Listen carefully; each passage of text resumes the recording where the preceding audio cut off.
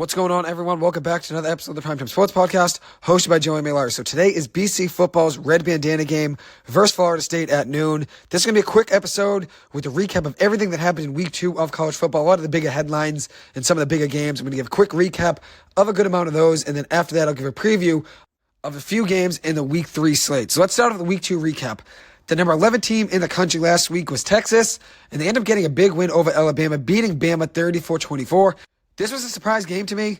I thought Alabama was the better team, and I thought they were destined to be a college football playoff team. But now, after that loss, their college football playoff chances are definitely less. It's not over, but it's going to be an uphill battle for them to try to make it back. They were trailing in this game 13-6 at half, which is never really like Alabama, especially when they're dominant, they're a college football playoff team. When they're that good, like they have been in years past, they never really trail ever at half. So it's never really a good sign. They ended up losing that game, as I said, 34-24. So credit to Texas. They looked really good. Jalen Milroe was the starting quarterback for Alabama in that game. Didn't really look great. He was missing receivers and threw 2 interceptions. And I was a big fan of him, especially in my preview of the season and especially after week 1. And now if you look at him after week 2, he's lost his starting job. The starter now for Alabama will be former Notre Dame quarterback Tyler Buckner, who will be starting for them this week. It's a surprise mid-season change at quarterback for Alabama, but they're rolling the dice, going with Buckner over Milroe. Milroe finished last week 14-27, 255 yards, 2 touchdowns, 2 picks, with 15 carries of 44 yards on the ground. We'll see how that works out for Bama. The number 22 team in the country last week was Colorado. They won yet again, this time over Nebraska 36-14. Shedeur Sanders shined yet again at quarterback for Colorado, finishing that game with 393 passing yards, 2 touchdowns, and a rushing touchdown as well. So 3 total touchdowns and almost 400 passing yards. I had Nebraska winning this game in an upset win, but Colorado handled business well, and now you really can't doubt them. They found a way to win yet again last week over Nebraska. Supposed to be a close game. They won the game 36-14.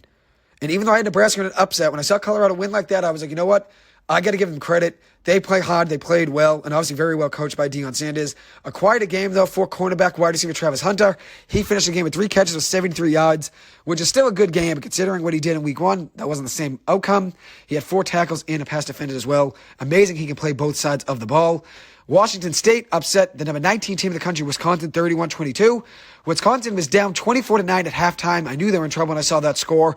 The issue in this game for the Badgers, it was turnovers. They had too many turnovers in this game. 3 fumbles lost. Washington State had 0. That's a big difference. Tanner Mordecai, quarterback for Wisconsin, finished 25 of 40 passing, 278 yards, and a touchdown, no picks. Washington State's quarterback deserves some credit. He had a good game. Cameron Ward is his name. 20 of 32 passing, 212 yards, and 2 touchdowns. Also runs the ball very well, 70 carries for 43 yards in the game. San Jose State picks up their first win of the season over Cal Poly, winning that game 59-3. The Spartans didn't need much help from Chevin Cordero in that game, who is their quarterback. I've mentioned him now a handful of times.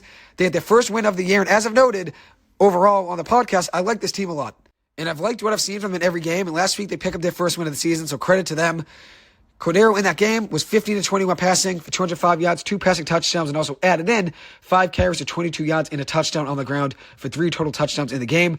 The run game, though, for San Jose State is what won them this game. That was just dominance on the ground for that run game. Kyrie Robinson, 16 carries for 124 yards and 2 touchdowns. Quali Conley, 12 carries, 60 yards, 2 touchdowns. What a night for Robinson and Conley. They both balled out last week for San Jose State.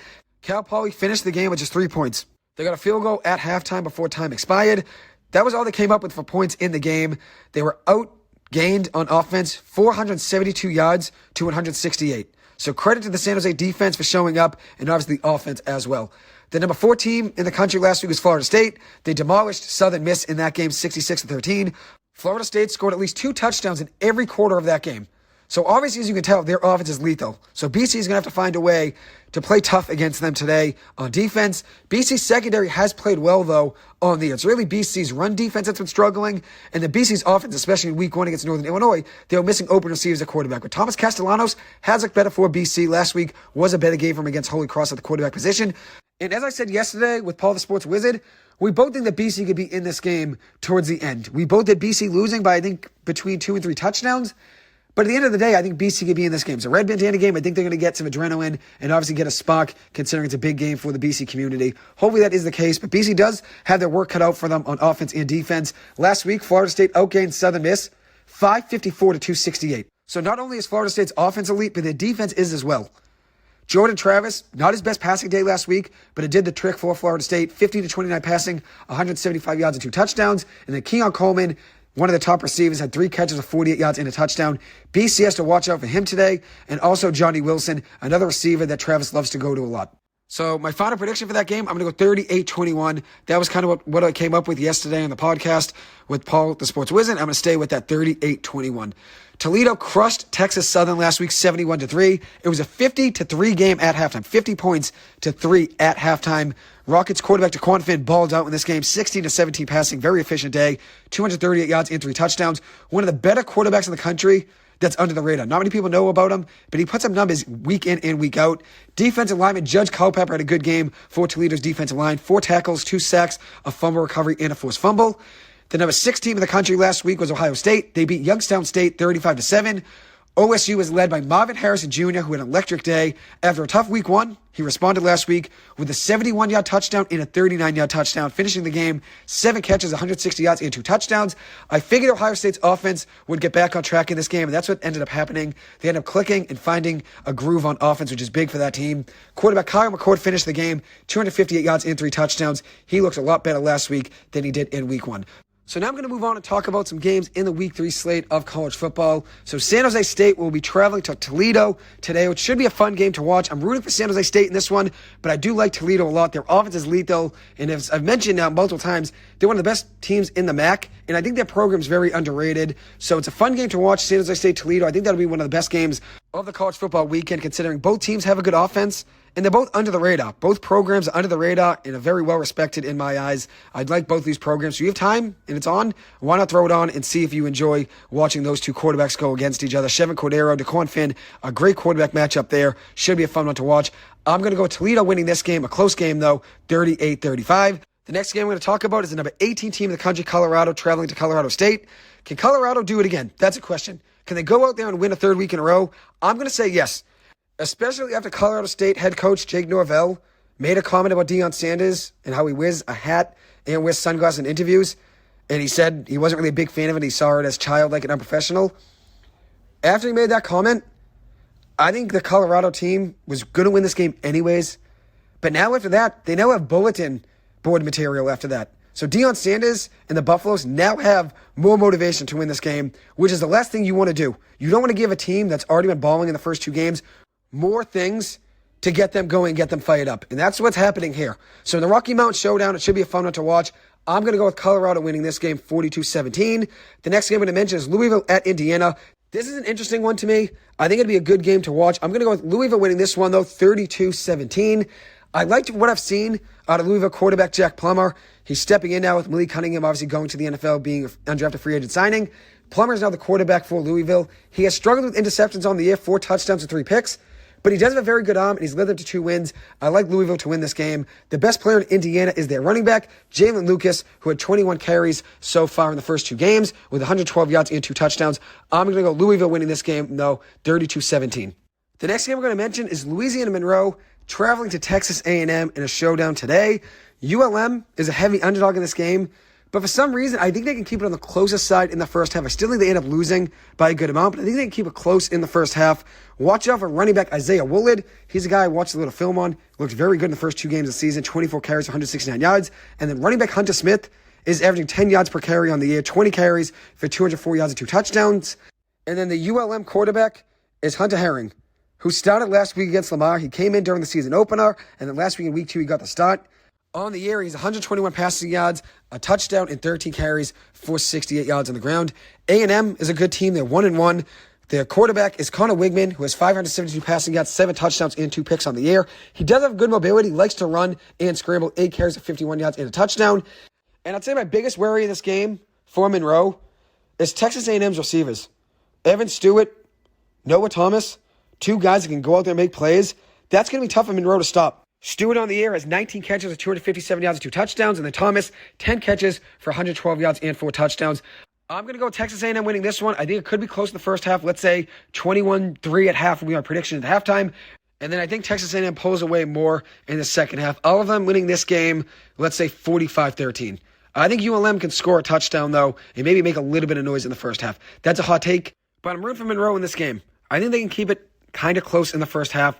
I'll say 21-7 at halftime, and then maybe, as I said, Texas A&M will pull away in the second half, maybe win the game 45-13. That's my prediction for this game. Louisiana Monroe traveling to Texas A&M this evening. So that should be a fun one to watch. The next game we're going to mention is Central Michigan traveling to the number 9 team in the country, Notre Dame. CMU is 1-1 on the year. Notre Dame is 3-0. Central Michigan is coming off a close win last week over UNH, winning that game 45-42. It should have been close, but luckily they still got the win at the end of the day. CMU's quarterback is Burt Emanuel Jr., who had 280 passing yards so far in the first 2 games of the season, 3 passing touchdowns, 3 picks, with 38 carries for 142 yards and 2 touchdowns on the ground. This kid loves to run, so that could be tough for Notre Dame today, considering he's a mobile quarterback. He can maybe extend plays, even if you get a pass rush on him, just by using his mobility and his elusiveness. Wide receiver Chris Parker is his top target. 5 catches or 142 yards and a touchdown on the year. Notre Dame's quarterback is Sam Hartman. He's looked like a Heisman contender in the first 3 games of the season for Notre Dame. 731 passing yards, 10 touchdowns, no picks, with a rushing touchdown as well. Central Michigan has to find a way to put pressure on him, because if he has all day to throw, it could be a long day for the Chippewas. I think they could stay somewhat close, though, in the beginning of this game. I'm going to have Notre Dame winning this one 51-24.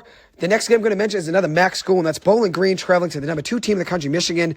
The Wolverines are led by quarterback J.J. McCarthy, 573 yards and 5 touchdowns, with 4 carries for 36 yards on the ground on the season.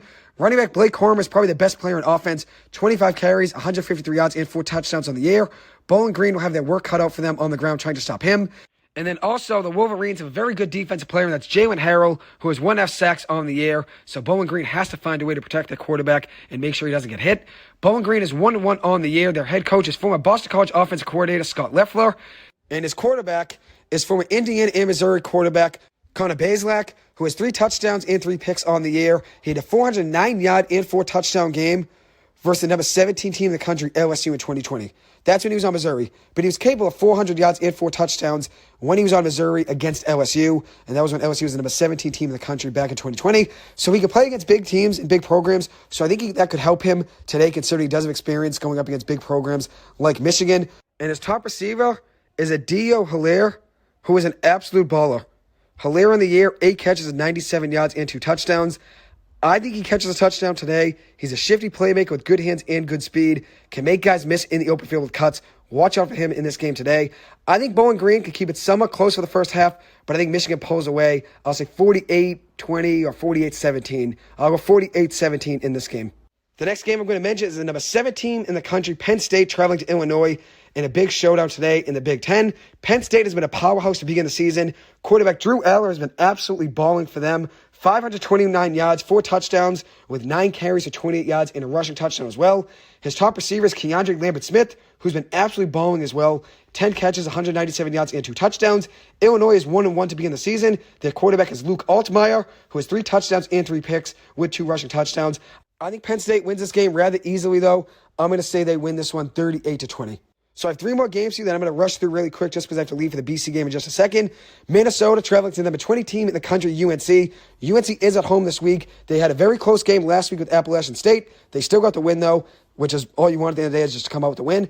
I think UNC wins today's game 35-27. That's my prediction there. The number 8 team in the country, Washington, is traveling to Michigan State. Washington is a team of mine that I'm a fan of now for a couple of years now, last year and this year, so just about my second season being a fan of the program. And that's because of their quarterback, Michael Penix, who's one of the best quarterbacks in the country, very under the radar.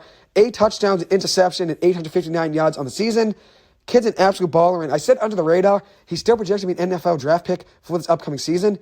But I've seen him in mock drafts, not even being a first rounder. I've seen him ranked as the 9th best quarterback prospect in this upcoming draft, which is absolutely ridiculous. I have him being a top 5 pick, I believe, in my first mock draft I did a couple weeks ago, and I'm going to stay with that. I think he's an absolute baller, and he deserves to be a pick in day 1 of the NFL. Washington's been great all season, averaging 49.5 points per game. I think Washington wins this game 45-17. And then the last game I'm going to mention is the number 11 team in the country, Tennessee, heading to Florida in a big game tonight. Quarterback Joe Milton for Tennessee has 429 passing yards, 2 touchdowns, and no picks on the season. I think this could be a very close game. And I look at the quarterback matchup. Who's going to be the difference maker? Is it going to be Joe Milton or Florida quarterback Graham Mertz? Mertz on the air, 2 touchdowns and a pick. I think Tennessee is going to force a few turnovers of Mertz today. And I think that's going to be the difference maker. I'm going to go Tennessee winning this game 31-20. There's my prediction there. I was going to say 31-23.